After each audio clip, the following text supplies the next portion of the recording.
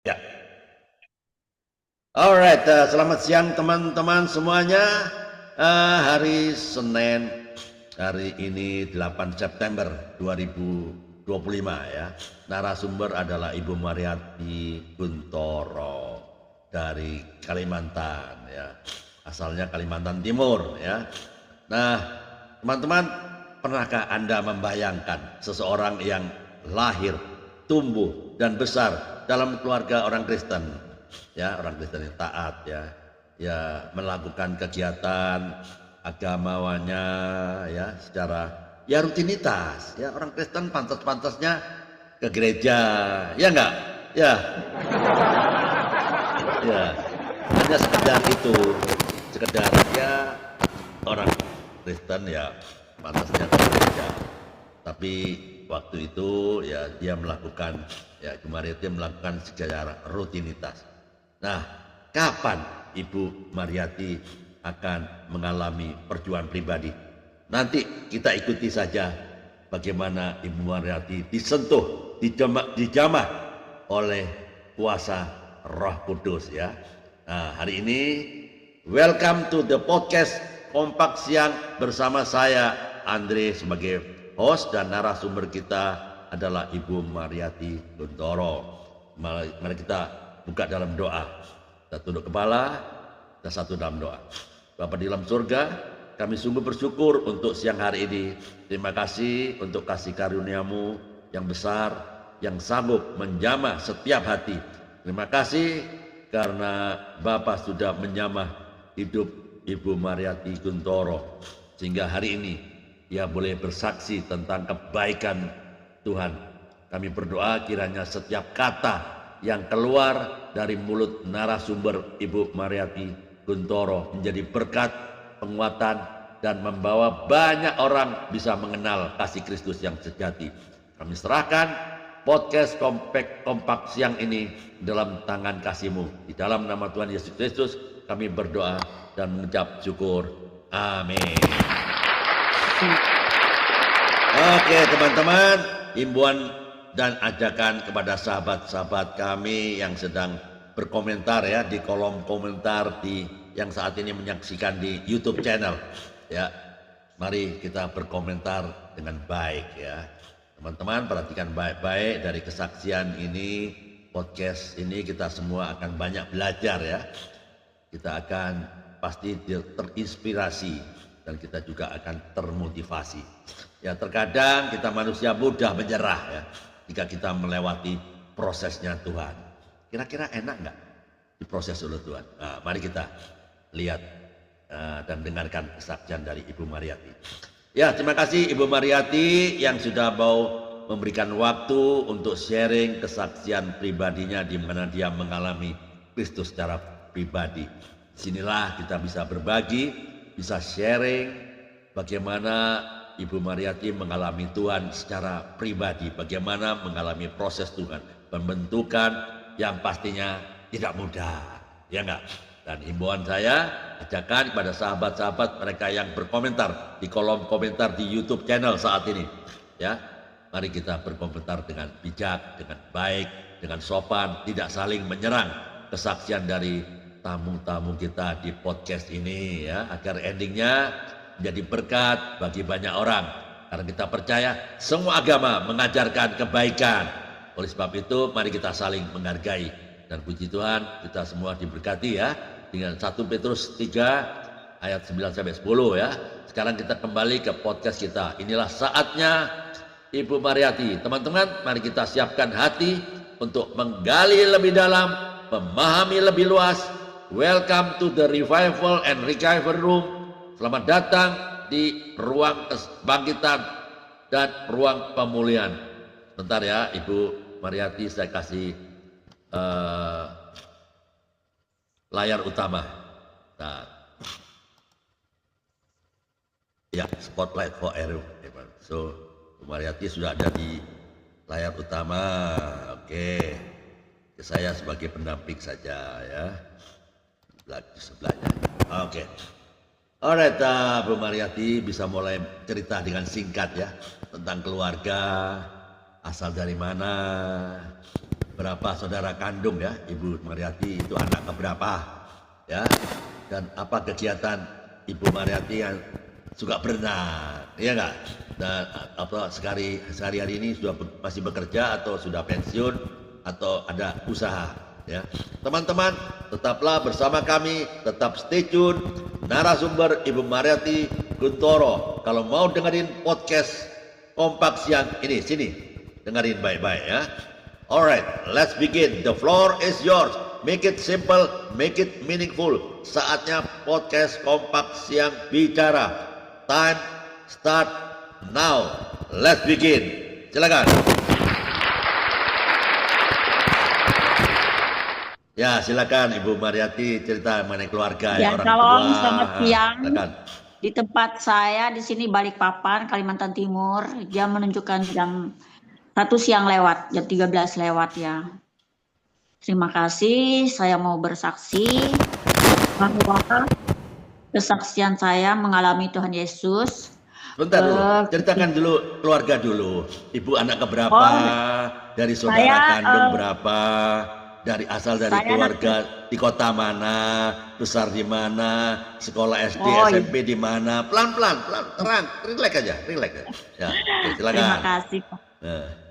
Saya dibesarkan di Kalimantan Tengah, di sebuah kecamatan Pak. Saya punya saudara 3, jadi saya jumlah bersaudara 4. Saya anak tertua Pak. Keluarga Kristen dari kakek nenek saya. Terus SD sampai SMP itu saya ya di kampung saya di kecamatan di Kalimantan Tengah. Terus saya melanjutkan pendidikan ke sekolah perawat bidan di Banjarmasin, Pak. Oh, Banjarmasin, Kadakawa ya? Kadakawa, betul? Ya, di Banjar, Pak. Kita di sana umumnya bahasa Banjar ya, bahasa Banjar. Kadakawa. Bahasa Dayak juga, dan banyak bahasa sih di sana Pak. Ya. Dayak itu banyak bahasanya. Ibu bersaudara kandung berapa orang satu keluarga? Ibu saya punya adik 3, perempuan semua. Perempuan semua, Ibu nomor 1. Nomor 1 ya. Yang 3 di mana Bu? Masih di Kalimantan kah? Di Jawa kah? Yang nomor 2 sudah dipanggil Tuhan. Pada usia 41 dia guru SMA di Banjarmasin, Pak. Baru yang nomor 3 dan 4 masih kerja. Ya. Di Kalimantan Tengah. 1 di perusahaan kelapa sawit, 1 jadi guru SMA. Ya. Oke. Jadi saudara semua anak Tuhan atau ada yang nyebrang jadi mualaf? Enggak ada. Semua anak Tuhan, Pak. Ya, oke, semua sudah menikah ya? Okay. Semua sudah punya cucu. Sudah punya cucu. Ya. Ibu, bapak masih ada sekarang atau sudah meninggal? Oh, sudah lama meninggal, Pak. Soalnya saya sendiri usia saya sebentar lagi 73, Pak. Oh, 73. Berarti kelahiran sebentar 53 lagi Januari 73. Kelahiran tahun 53 ya? Ya, Januari 53, Pak. Nah, ya. Saya tahu itu. Jadi saya tahun 73 saya ada di Ulin, Banjarmasin. Saya kerja situ. Jadi saya ngerti Kadakawa dikit. Ya, makan bebek goreng. Ya enggak di situ. Martapura, betul. Betul. Itu dia, saya makan bebek goreng di situ. Saya tahu, saya 3 bulan saya di sana. Ya, job training di Ulin ya, di Ulin situ. Ya. Oke. Lalu Ibu sudah biasa dong makanan di sana ya, bebek goreng ya, yang terkenal kan? Ya. Ya betul. Ya, betul. Lalu Ibu berarti SD, SMP, SMA di Banjarmasin kah? Oh, saya cuma sampai SMP di kampung, Pak. Di kampung mana? Baru, ya Kalimantan Tengah, namanya Ampah. Kalau orang sering ke sana itu terkenal ya, jalan ke Muara Teweh sana ke Prukcahu kan banyak perusahaan di sana Pak. Jadi saya di tengah-tengah. Oke. Habis SMP, lalu sekolah apa? Bidan. Ya, tamat SMP saya ke Banjarmasin tuh tadi. Saya sekolah perawat bidan, Pak. Perawat bidan. Dulu tahun 73 baru saya 74 ya. Baru saya langsung ikut kakak sepupu saya di sini di Kota Balikpapan. Balikpapan. Di situ terus saya diterima di Rumah Sakit Pertamina, Pak, sebagai bidan. Jadi lama saya bekerja di Rumah Sakit Pertamina itu 34 tahun. Dari saya bujangan sampai anak saya menjadi dokter umum, saya masih belum pensiun. Jadi sama-sama kerja dengan anakku itu sempat 5 tahun. Habis itu saya pensiun, baru anak saya pas saya pensiun 2009 itu anak saya keterima beasiswa di UGM ambil spesialis anak. Sekarang spesialis anak di Rumah Sakit Pertamina Balikpapan dia. Keren. Karena Tuhan Yesus. Karena Tuhan Yesus. Ya. Ibu Mariati, kapan ketemu dengan pria yang beruntung itu? Pak Guntoro. Kapan itu ya sama-sama di perusahaan, Pak. Di mana? Di Pertamina? Di rumah sakit? Iya. Dia apa? Perawat juga kah? Bukan. Dia kerja di HRD-nya perusahaan di perminyakan Amerika. Sekarang sudah perusahaan yang nggak ada. Zaman dulu itu Tesoro, berubah jadi Medco. Tesoro ya. Terus berubah Tesoro, jadi Amerika punya sudah lama nggak ada, ganti Medco itu. Medco. Sekarang nggak tahu masih ada nggak sih? Ya, udah lama. Masih ada ya, Medco ya?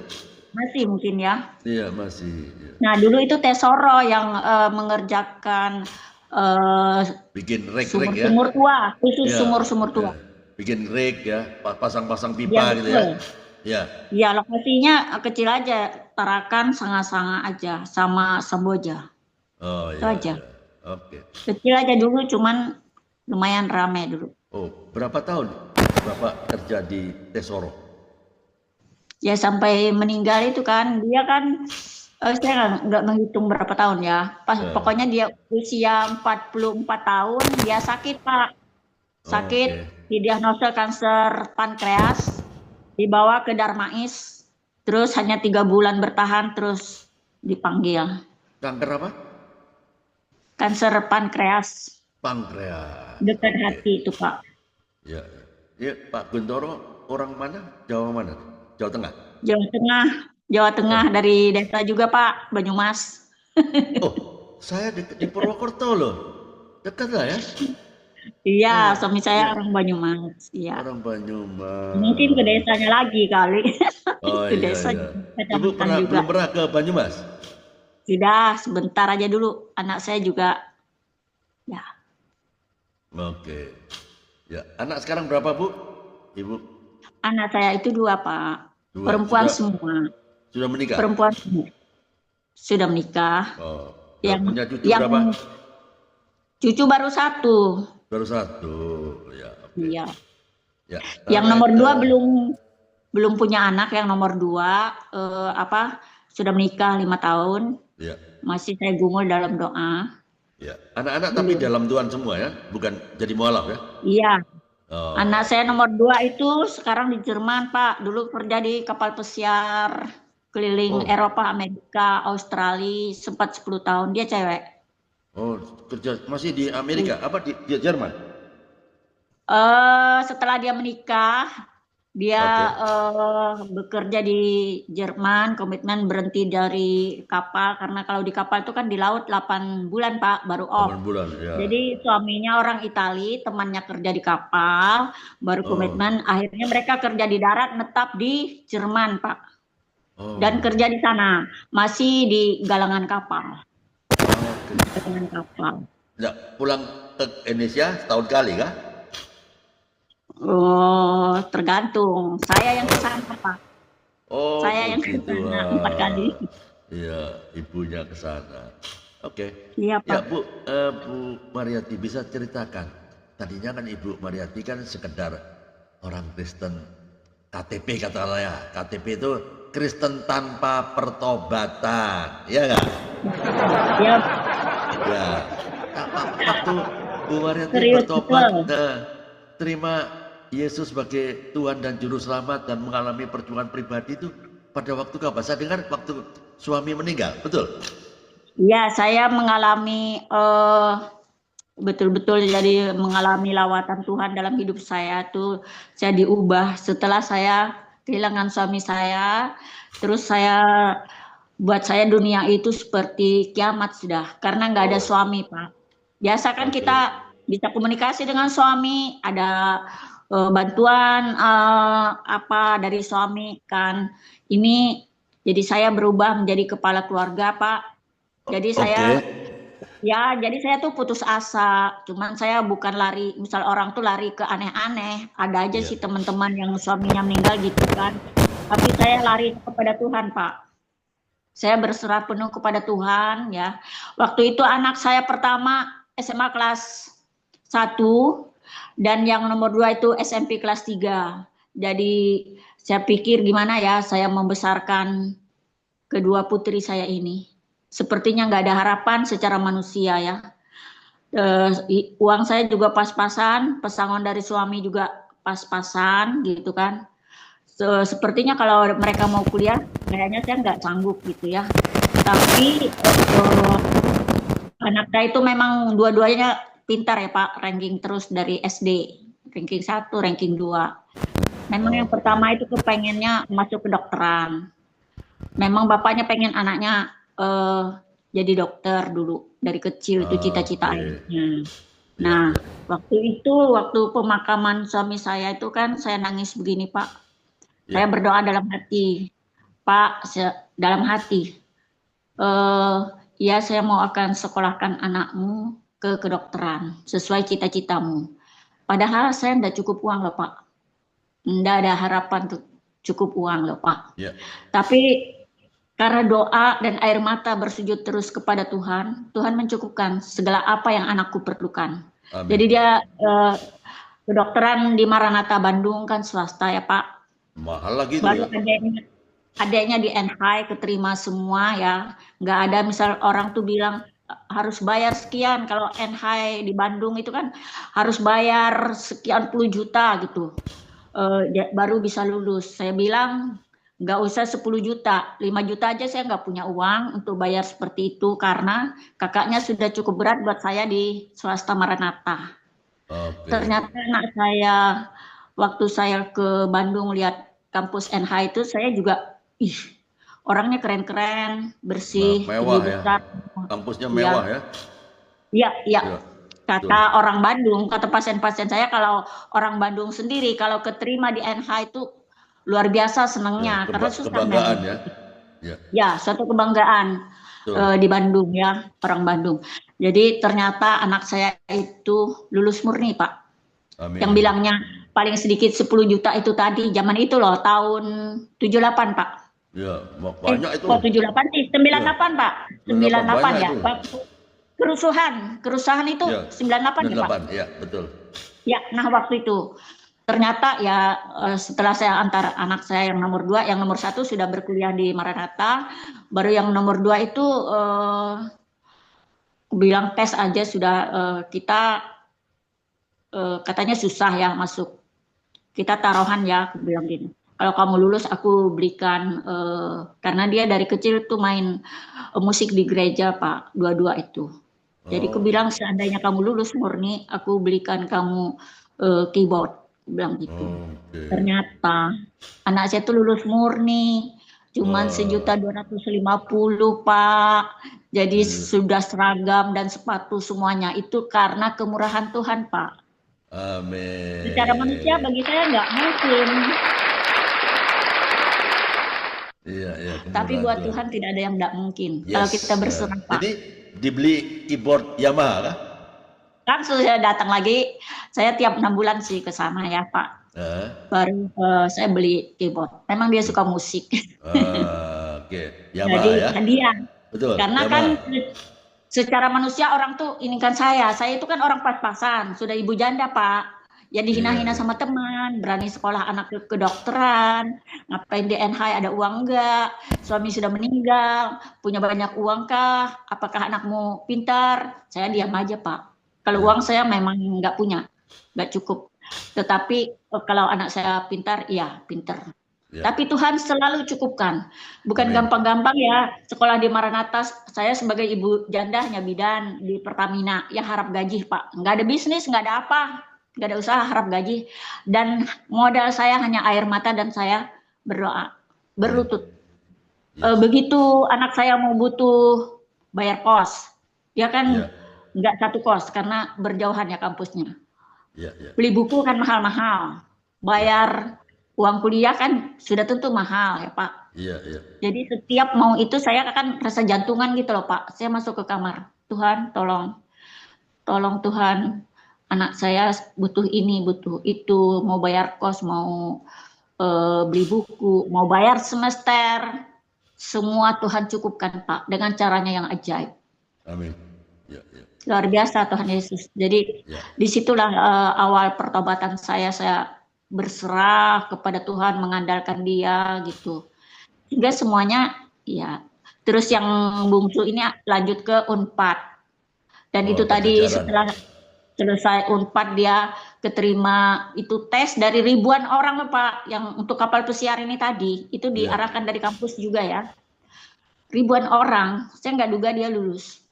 Dia lulus. Dinilai dari ya tampilan, kebersihan, postur tubuh, ya kecerdasan juga yang bertahap lah, tes-tesnya itu bertahap, tidak sekaligus. Dan setelah terakhir seleksi itu baru datang ownernya dari Amerika ngetes mereka. Puji Tuhan anak saya lulus Pak. Jadi sempat 10 tahun kerja di kapal pesiar melanglang buana, hampir lupa nikah Pak. Itulah kuasa Tuhan luar biasa Pak ya. Amin. Luar biasa. Karena saya Bu Mariati. Ya kita kembali ya. Waktu Bu Mariati mengalami kelahiran baru, ya. Waktu Bapak meninggalkan, saya mau tanya, boleh jawab jujur ya. Perubahan apa yang paling nyata dalam hidup Ibu Mariati? Perubahan apa yang nyata? Ya silakan. Paling nyata. Ada damai sejahtera dan sukacita. Dan saya tidak mau menengok ke belakang dan saya konsentrasi namanya baru bertobat itu kan kasih mula-mula itu setiap KKR misal ada 4 kali nih KKR, zaman dulu kan banyak KKR 4 kali KKR 4 kali saya pergi pagi sore malam lagi non-stop saya Pak. Selama saya merasa haus dan lapar akan Tuhan. Iya, haus dan lapar. Ya, itu perubahan yang paling nyata ya. Ya. Lalu apa respon dari keluarga Ibu Mariati terhadap perubahan hidup dari seorang Mariati? Apa respon keluarga? Ya, silakan. Yang jelas dari ponakan-ponakan, saudara sepupu mereka. Ya masih ada cucu-cucu dari sepupu gitu. Mereka bilang, saya kalau mau tua saya mau seperti tante. Saya kalau mau tua saya pengen seperti oma. Gitu. Kenapa? Karena saya selalu sukacita Pak, sukacita dan ibadah itu jangan sampai ditinggalkan. Dan siang malam juga di rumah selalu baca firman, dengar khotbah lewat YouTube, jangan lupa berdoa. Selalu saya mendoakan putri-putri saya, mantu saya dan cucu saya yang baru 1. Itu sebagai orang tua. Dan saya ini Pak, tinggal di rumah sendiri, saya nggak kumpul anak saya yang ada di kota ini, dia di rumahnya sendiri. Jadi saya mandiri, jadi saya itu ya berkomunikasi dan bergaul dengan orang-orang yang positif. Kalau orang-orang yang negatif saya tinggal, nggak mau. Ya, betul, luar biasa. Ada nggak keluarga besar dari Ibu Mariati, mungkin dari omka, tante-tante atau ponakan yang belum kenal Yesus? Ada nggak kira-kira? Kalau kenal sih, iya kenal. Tapi ada juga yang mereka itu karena pernikahan dari keluarga saya. Jadi mualaf kan, ya, biasa kan itu. Iya, karena pernikahan ada beberapa. Ya. Jadi apa? Tapi respon Ibu Mariati terhadap mereka yang saya selalu mendoakan dalam kesendirian saya selalu doakan agar mereka kembali membawa jiwa. Kembali. Saya berdoa agar Roh Kudus, kalau memang mereka diselamatkan, Roh Kudus yang bekerja, mereka akan kembali ke iman mula-mula. Itu yang saya doakan, saya gumul tiap saya berdoa. Ya. Tidak ada usaha dari Ibu Mariati ya? Bilang kepada, kenapa kau jual Yesusmu? Ada nggak bicara gitu? Gimana Pak? Ada nggak Ibu Mariati ngomong kepada mereka 4 mata lah, yang mualaf itu? Kenapa kau jual Yesus kamu?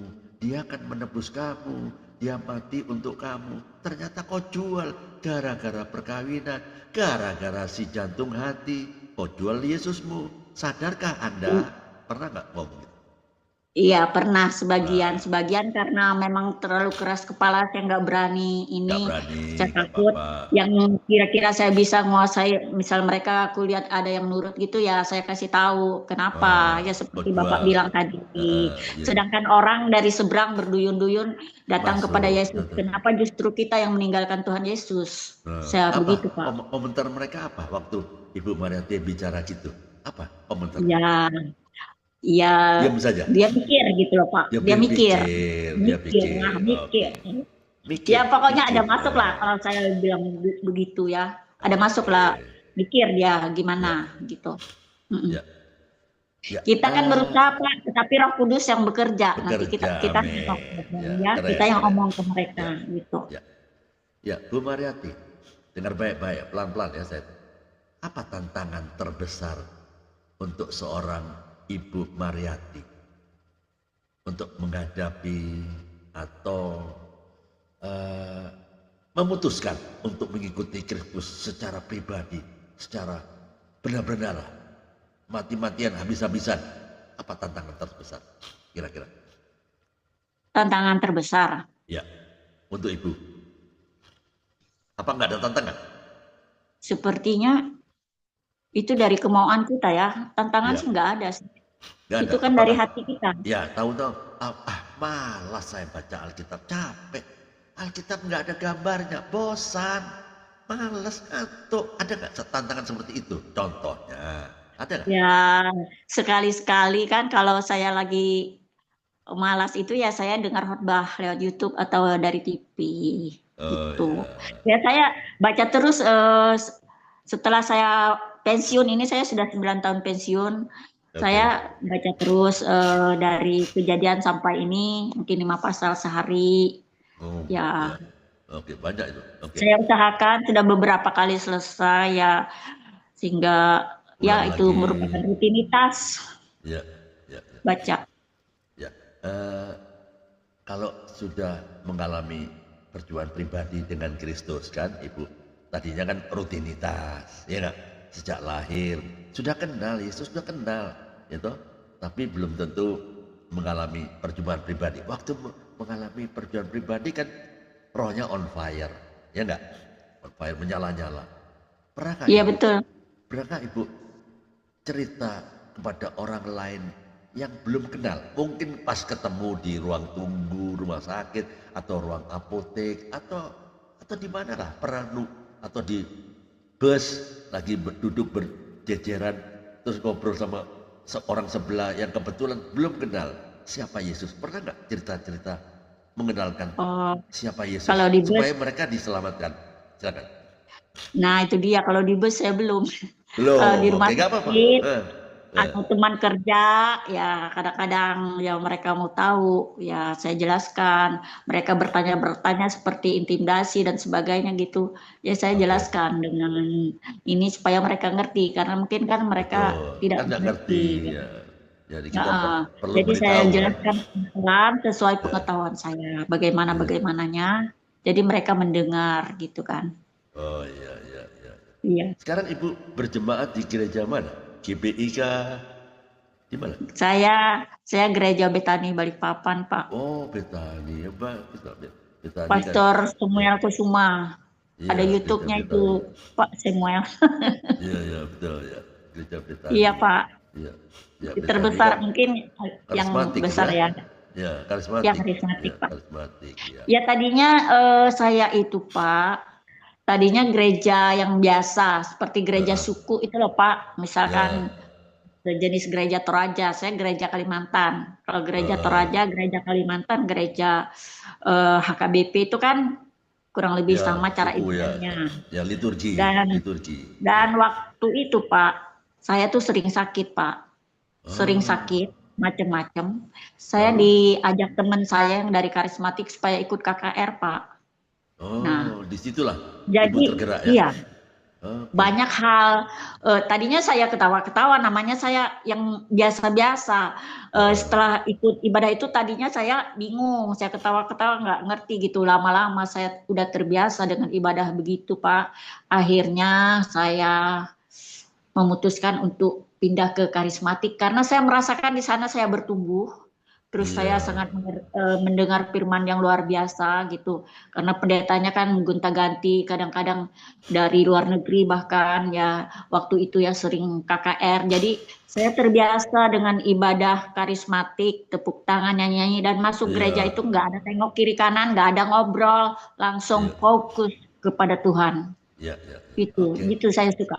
Ya, waktu di gereja Betani pasti dong ada komsel ya, yang dilakukan biasanya setiap tengah minggu, seminggu sekali untuk ya membahas khotbah yang kemarin minggu dapat apa. Misalnya Pak Samuel khotbahkan mengenai ini, ayo kita bahas di tengah minggu di komsel. Apakah ada seperti itu? Oh, biasanya kalau kami yang seperti itu enggak, cuma kami kan ada namanya family altar.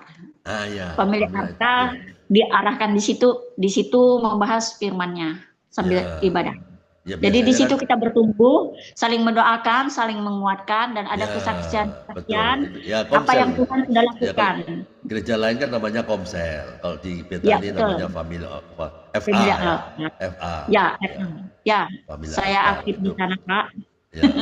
Luar biasa. Ibu Mariati sebagai ketua family altar atau biasa aja? Oh, bukan, yang ketua itu yang muda-muda Pak, yang muda-muda karena itu harus aktif jam sekian ke gereja, ikut pengarahan bla bla bla bla, ikut doa ini. Karena kita yang tua, jadi sekarang kita jadi anggota saja karena kita yang tua-tua ini bisa dibayangkan 73 Pak. Jadi saya kalau ada acara gereja, acara FA, saya diantar jemput sama anak-anak gereja yang muda, yang sebaya anak saya. Gitu. Jadi anak-anak itu banyak anak-anak rohani yang menyayangi saya, memperlakukan saya itu seperti orang tuanya. Jadi di situ saya sangat bersuka cita karena anak saya kan sibuk namanya di rumah sakit ya, jam 23 baru dia pulang, hari libur dia kerja. Ya hari libur kerja, siang malam kerja. Jadi untuk saya tuh nggak bisa gitu. Untuk anaknya aja hanya 10%. Jadi saya bisa mengerti. Jadi Tuhan kirim anak-anak FA yang banyak itu, mereka itu sangat luar biasa Pak, memperlakukan saya seperti orang tuanya sendiri. Itu suatu sukacita saya melihat Tuhan tuh luar biasa Pak. Luar biasa Tuhan itu. Ya, Ibu Mariati, saya akan lebih dalam lagi ya. Di gereja Betani, pasti dong kenal amanat agung kan? Ya enggak? Matius 28. Nah, suara saya nggak dengar kah? Nggak kedengaran? Iya Pak. Nggak kedengaran? Kecil Pak. Suara saya kecil. Gimana Pak? Tes, ya, 1, 2, 3. Kedengaran sudah. Oke. Gimana Pak? Saya terangkan pelan-pelan ya. Perhatikan baik-baik. Pasti dong di gereja Betani itu pernah mendengar amanat agung. Ya enggak? Pernah nggak mendengar amanat agung? Iya. Ayatnya di mana? Masih ingat? Aduh, itu sudah enggak ingat Pak. Oh, enggak ingat. itu kita harus ingat. Matius 28. Iya. 28 ayat 19 sampai 20. Coba baca. ayat 19-20, karena itu pergilah, jadikanlah semua bangsa muridku dan baptislah mereka dalam nama Bapa dan Anak dan Roh Kudus, dan ajarlah mereka melakukan segala sesuatu yang telah kuperintahkan kepadamu, dan ketahuilah aku menyertai kamu senantiasa sampai kepada akhir zaman. Nah, itu amanat agung. Pernah dengar ini? Iya. Amanat agung. Iya, Pak. Nah, amanat agung itu perintah. Ada pergilah. Kalau ada kata-kata lah itu perintah. Makanlah, masuklah, ketuklah, itu kan perintah. Ya enggak? Bukan saran, bukan himbauan atau undangan, bukan. Harus dilakukan. Itu perintah. Nah, perintah, ya. Perintah apa? Itu namanya amanat agung. Kalau amanat agung itu perintah dari siapa? Dari Tuhan, ya, Tuhan Raja di atas segala raja.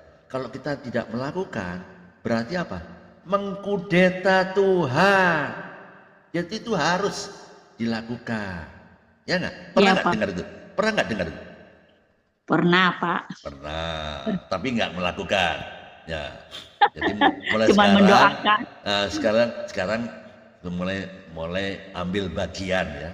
Kita harus jadi kepanjangan tangan, ya. Jadi itu bukan hanya tugas pendeta saja, bukan, tugas kita semua. Karena itu amanat agung, nggak ditulis di situ. Itu berlaku untuk kepala FA saja atau kepala gereja atau pendeta, enggak, itu semua. Itu Matius 28 19-20 itu perintah untuk kita semua. Amanat agung kan, itu perintah, bukan saran, bukan himbauan atau undangan, bukan, ya. Itu perintah supaya kita memberitakan kabar baik supaya orang bisa diselamatkan, bukan kita saja, ya enggak? Nah, itu tidak pernah dibahas itu, belum pernah, ya? Ya, kadang-kadang dibahas sih, dibahas, dengan kita ya berdoa aja untuk orang-orang. Ya, oke.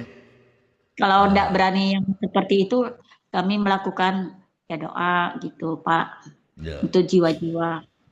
Ya. Tapi kan itu harus interaksi. Kan disuruh pergilah, adalah itu perintah. Iya. Ya, dulu kan enggak disuruh doakan ya. Kita harus pergi dan beritakan. Ya enggak?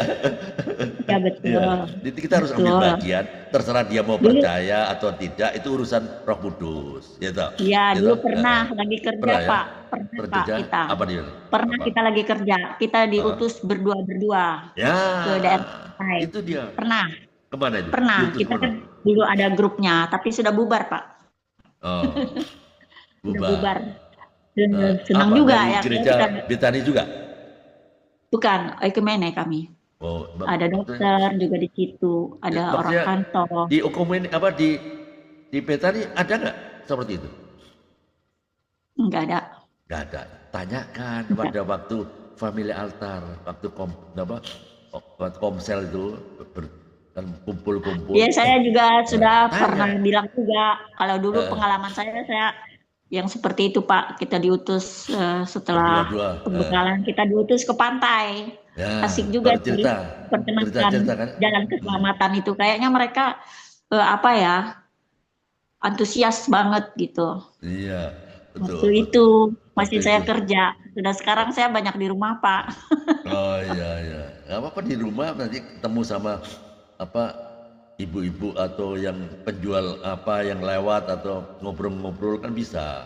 Pasti ada jalan. Pasti ada. Makanya setiap saya keluar dari rumah, ini contoh ya. Setiap saya keluar, saya selalu berdoa, Tuhan pertemukanlah saya dengan orang damai supaya saya bisa diberi kesempatan untuk ceritakan kabar baik, kabar sukacita. Iya, Pak. Nah, kabar baik itu harus diceritakan supaya orang mendengar, ya, biar rohnya dia itu ditangkap, gitu. Ya, walaupun dia tetap pakai jilbab nggak masalah. Yang penting rohnya kita tangkap dulu. Ya biasanya gitu. Biasanya dia untuk keluar dari komunitas yang berjilbab mereka, biasanya nggak mau. Ya nggak apa-apa. Rohnya aja kita tangkap. Biarlah dia tetap berjilbab, biar dia sholat. Tapi sudah tahu kemana dia berdoanya, gitu, ya kan? Jadi jangan pernah berhenti untuk memberitakan kabar baik, kabar sukacita, supaya orang juga diselamatkan. Ya tidak perlu kalau memang susah tidak dibaptis. Apa orang yang disalib di sebelah kanan Yesus, terima Yesus, dia selamat kan? Tidak dibaptis, enggak, ya toh? Ya, yang penting rohnya itu kita tangkap. Itu. Ya, oke. Pernah nggak Ibu Mariati mendapatkan sepertinya tantangan waktu Ibu cerita mengenai siapa Yesus itu kepada orang lain? Pernah nggak mengalami seperti itu? Iya, sering sih dulu kan lagi kerja kan banyak teman yang dari seberang ya? kan. Ya sering lah tantangan. Apa dia bilang?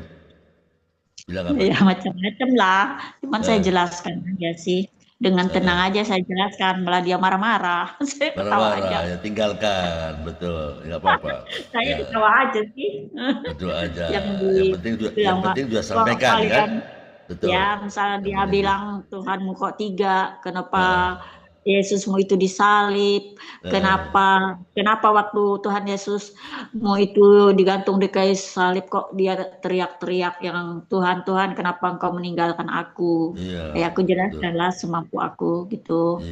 Jadi ya itulah kekristenan, itulah aku bilang penyalipan, itulah aku bilang kuncinya bagi kami. Tuhan kami memang harus disalibkan menggantikan kami untuk keselamatan kami. Seharusnya kita ini yang berdosa yang harus dihukum seperti itu. Tetapi karena kasih Allah itu, maka melalui Kristus itulah kami diselamatkan dengan dia menanggung dosa dunia di atas kayu salib. Terus ada juga yang komunitasku itu ya, bidan-bidan itu bilang, yang pokoknya mereka nyindir salib macam-macam di medsos itu, yang inilah sedikit-sedikit salib lah, bla bla bla bla gitu. Jadi aku jelaskan sekali waktu, sekali waktu nggak pas yang mereka heboh begitu. Jadi saya jelaskan artinya salib itu yang dari atas ke bawah itu hubungan kita dengan Tuhan dan ini antara sesama manusia, itulah pertemuan antara kasih sesama manusia dan kasih antara kita dengan Tuhan. Itulah artinya kayu salib itu, dari atas ke bawah dan horizontal dan vertikal itu. Jadi habis itu Pak diam, tidak ada lagi. Tidak ada lagi yang seperti menghina, yang menjijik, kayaknya jijik apa, jangan kayak gitu, itu ada kelihatan salibnya, bla bla bla bla. Aduh, mati saya. Akhirnya setelah saya jelaskan begitu, tidak ada lagi mereka mengutik-ngutik salib di grup itu. Oke, bagus. Kan mereka fanatik kan, Pak, begitu. Jadi saya jelaskan jadi diam. Ya, betul. Ya, saya kira waktunya sudah cukup ya. Kira-kira apa yang punya Bu Mariati punya PR apa untuk kedepannya yang di dalam cita-cita Ibu Mariati? Kira-kira PR apa yang perlu disampaikan untuk supaya orang banyak mengenal? Kira-kira apa yang di dalam hati Ibu Mariati? Silakan. Gimana, bisa diulangin lagi Pak? Oke. Bisa diulangin lagi Pak? Kira-kira apa misi apa untuk kedepannya, misi kedepannya Ibu Mariati agar banyak orang diselamatkan? Ya, silakan. Ya, kita menjadi bisa menjadi teladan di dalam pergaulan kita itu, kita menjaga agar kita tetap hidup itu hidup yang lurus, tidak berbuat sesuatu yang berupa dosa dalam tanda petik. Jadi orang boleh melihat bahwa Kristus hidup di dalam kehidupan kita, sehingga orang boleh bertanya bahwa orang Kristen begitu ya. Jadi kita harus menjaga perilaku kita sesuai yang diperintahkan itu di dalam firman Tuhan, sehingga orang boleh melihat bahwa anak-anak Tuhan beda dengan anak-anak dunia. Jadi saya menjaga itu, menjaga perilaku, tutur kata, dan pergaulan. itu yang ke depannya. Dan saya pengennya seperti itu sampai Tuhan memanggil kita tetap setia dan kita tetap hidup suci bersih. Ya, setia gitu. Sampai akhir ya Bu ya. Sampai akhir dan mengarahkan anak cucu dan menantu dan keluarga selalu dalam komunikasi. Ya. Oke. Bu Mariati, ya. Apa kira-kira pesan moral apa untuk disampaikan kepada ini teman-teman di YouTube channel sudah mulai banyak ya, dan teman-teman yang di Zoom ini ya. Pesan moral apa yang Ibu atau nasihat apa dalam menghadapi hidup yang tidak mudah kepada teman-teman? Silakan. Oh ya, pesannya untuk menghadapi tantangan dan rintangan dalam kehidupan ini banyak sekali masalah. Ya kita tetap fokus kepada Tuhan dan berserah semua masalah kita. Bagi Tuhan tidak ada yang mustahil. Tidak ada yang tidak mungkin. Seperti yang saya ceritakan pengalaman saya tadi, yang menurut manusia, menurut saya sendiri itu tidak mungkin. Tetapi bagi Tuhan semuanya mungkin. Dan saya mengalami itu, akan kasih Tuhan itu karena saya berserah, bersandar dan seperti aku bilang ke anak-anak saya, hiduplah baik, hidup baik-baik dan bekerja. Apabila kamu bekerja, bekerjalah kamu seperti bekerja untuk Tuhan. Walaupun banyak intimidasi dan sebagainya di dunia pekerjaan, kamu tetap fokus bekerja seperti bekerja untuk Tuhan karena itulah yang yang difirmankan Tuhan. Jadi kita pasti, walaupun orang kiri kanan menekan kita atau membenci kita atau apa, tetapi dari Tuhan tuh tidak pernah ini. Tuhan tidak pernah tidur. Pasti Dia balaskan apa yang kita lakukan, kebaikan-kebaikan kita ini. Jadi tidak usah ikut yang misal A seharusnya B, kita jangan ikut yang orang dunia itu. Jadi kita tetap yang dalam kebenaran, berdiri dalam kebenaran walaupun kita dibenci orang. Ya, dibenci, dikucilkan ya. Dikucilkan orang. Ya itu. Tetap bekerja seperti bekerja untuk Tuhan, jangan lupa berdoa, ibadah, baca firman. Ya. Bergaul dengan orang yang baik. Ya kan, Pak? Ya, keren. Ya, mantap. Ya, Ibu tadi bicara mengenai bekerjalah seperti untuk Tuhan. Ada firmannya loh, Bu. Masih ingat firmannya di mana? Nah, itu nggak hafal sebetulnya. Cuman saya tahu, Pak. Kolose 3. Baca. Kolose 3 ayat 23. Baca. Coba cari. Cari dulu, Pak. Ini saya lihat ada Bu Agustina. Selamat siang, Bu Agustina. Ini Bu Agustina yang mana ini? Yang Cijantung kah? Selamat siang, Pak. Iya, Cijantung kah? Iya, masuknya udah terlambat. Terlambat ya, nggak apa-apa. Nanti aku kirim rekamannya ya. Kita mulai jam 12 ya, nggak apa-apa. Iya, Pak. Ya, Kolose 3 ayat 23 coba baca. Cari Pak ya. Tadi cari Kolose 3. Ayat 23. Kolose 3 ayat 23 ya, Pak. Perjanjian baru. Itu kan tadi yang diucapkan oleh Ibu Kolose 3 ayat 23. Kolose 3 ayat 23 ya. Apapun juga yang kamu perbuatlah dengan segenap hatimu seperti untuk Tuhan dan bukan untuk manusia. Amin. Itu yang diucapkan oleh Bu Mariati toh, ya enggak? Iya. Saya enggak ngapal-ngapalin, enggak. Tapi otomatis dia masuk ke dalam alam bawah sadar. Karena saya menghidupi firman-Nya. Saya enggak ngapal-ngapalin. Saya enggak sekolah teologi kok. Saya cuman begitu saya membaca, itu masuk dalam alam bawah sadar karena saya lakukan. Kalau cuma baca, hafal-hafal, lupa. Ya enggak? Jadi kita harus lakukan. Iya, yang penting ingat kata-katanya ya, Pak ya. Alam bawah sadar masuk, ya masuk di situ. Oke. Boleh satu lagi, Pak ya? Boleh satu lagi. Silakan, boleh. Janganlah mengandalkan manusia. Jangan pernah karena apa? Jangan terkutuk pada manusia atau mengandalkan manusia atau diri kita sendiri. Kalau mengandalkan manusia itu artinya apa? Terkutuk, ya enggak? Iya. Dan selalu mengecewakan ya, Pak. Terkutuk kalau mengandalkan manusia. Iya. Iya. Kadang-kadang kan kita berharap, misalkan minta tolong sama keluarga, tolong ini, saya butuh Iya. ini kan misal. Saya butuh Iya. uang untuk anak saya kuliah, bla bla, boleh pinjam nggak? Atau ini, jangan. Berdoa saja, tutup kamar, berdoa kepada Tuhan, berserah. Dia pasti kirim berkatnya. Amin. Saya pengalaman itu, Pak. Betul. Iya, betul. Keren ya. Jangan sekali-kali mengandalkan manusia, andalkan Tuhan saja. Iya. Tidak pernah mengecewakan. Jangan pernah mengandalkan manusia. Atau diri kita sendiri ya Pak ya. Yes, betul. Ya, mantap ya. Oke, ada lagi yang mau Ibu sampaikan? Nggak ada. Oke. Jadi pesan moral yang saya dapat tangkap dari kesaksian Ibu Mariati ya, bagi teman-teman yang terlambat masuk yang ada di YouTube channel ya, pesan moral yang bisa disampaikan oleh Ibu Mariati mengalami kelahiran baru sejak suaminya meninggal. Ya, Bu Mariati itu kehilangan orang yang kita kasihi. Memang menyakitkan, tapi dari peristiwa itulah Tuhan sedang membuka jalan baru dalam hidup seorang wanita, Ibu Mariati. Karena firman Tuhan berkata, ya toh, sebab sesungguhnya aku hendak membuat sesuatu yang baru yang sekarang sudah tumbuh.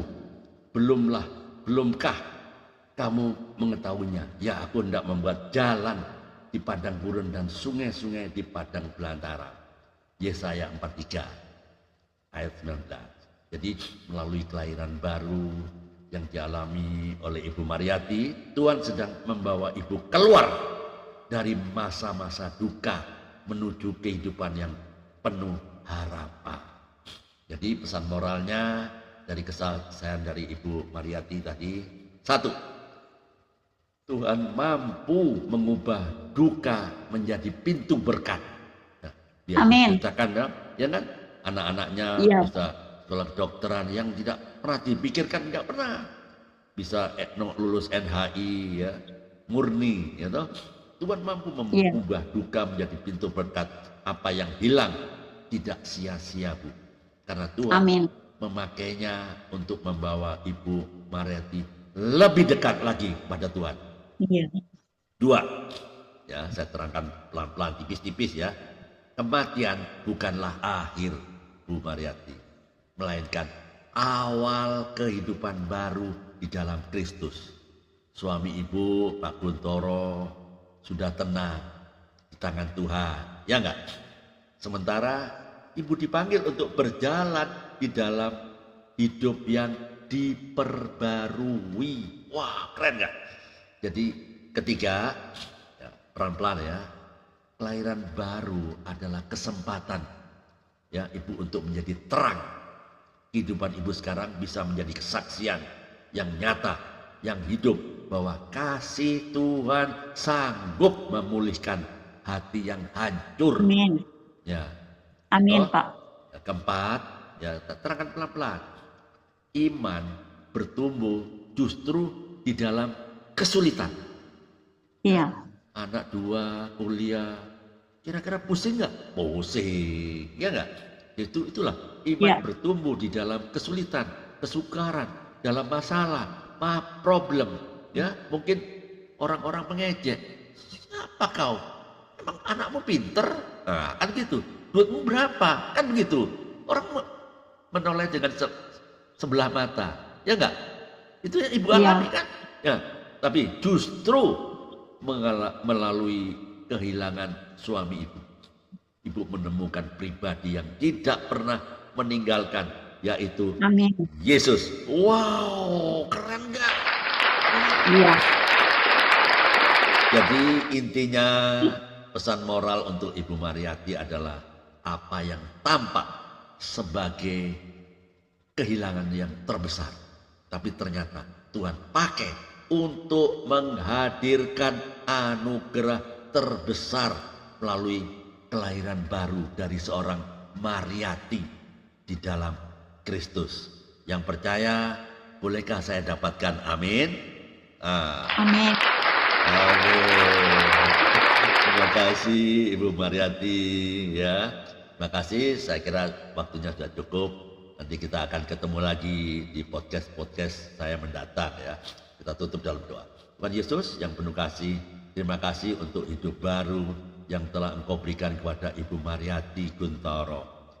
Walau ia melewati kehilangan yang berat, Engkau tetap hadir memberikan penghiburan dan harapan yang baru.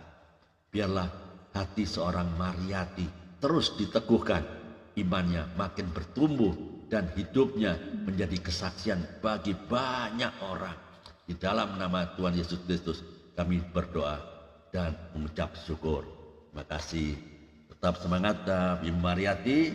Jika teman-teman senang sekali bisa berbagi kesaksian dari Ibu Mariati dengan Anda, jika Anda terinspirasi dengan kesaksian dari Ibu Mariati, jangan ragu untuk share ke medsos Anda, sampaikan komen Anda di kolom komentar karena itu sangat membantu kami karena setiap masukan sangat berarti. Jangan lupa untuk like ya. Ingat, faith can move mountain ya. Dengan imam gunung pindah. Wah, keren nggak? Sampai jumpa di podcast kami besok siang jam 12. Jika Anda ada kesempatan boleh masuk ke podcast kami. Tiada hari tanpa bersaksi tentang Kristus. Tiada hari tanpa memberitakan kebenaran. Tiada hari tanpa menginjil. Tiada hari tanpa memenangkan jiwa. Ayo mikir. Tuhan Yesus memberkati. Amin. Terima kasih ya Bu Mariati. Terima kasih. Sampai ketemu besok. Nanti saya kirim rekamannya ya Bu ya untuk Ibu Mariati bisa disampaikan kepada teman-teman yang lain. Alright. Semoga berkati Pak. Terima kasih. Amin.